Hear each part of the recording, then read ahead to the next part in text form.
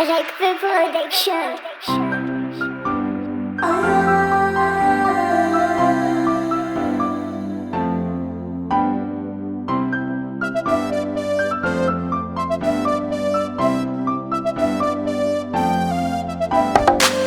Ataovy tsisy le ola nefa niatra taminawe.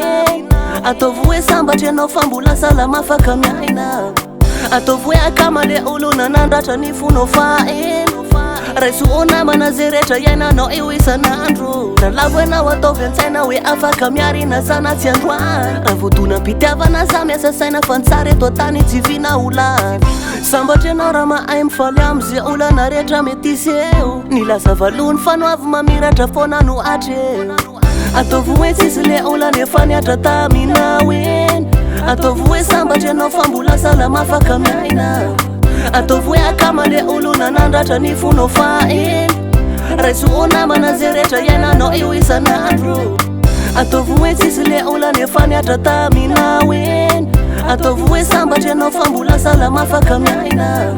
Ataovy hoe akama le olo nanandratra ny fonao faelo. Raiso namana zay rehetra iainanao eo isan'andro.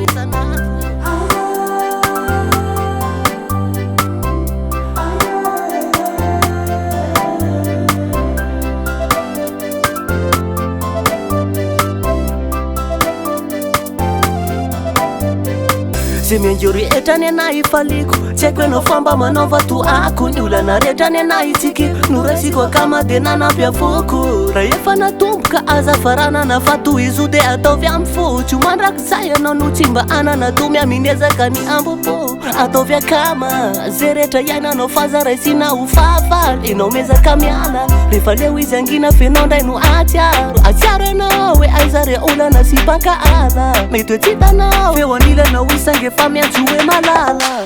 Ataovy hoe tsisy le ola nefa niatra taminawe. Ataovy hoe sambatra ianao fa mbola salama afaka miaina. Ataovy hoe akama le olo nanandratra ny fonao faelo.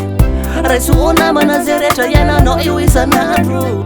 Ataovy hoe tsisy le ola nefa niatra taminawe. Ataovy hoe sambatra ianao fa mbola salama afaka miaina. Ataovy hoe akama le olo nanandratra ny fonao faelo. Raiso namana zay rehetra iainanao eo isan'andro.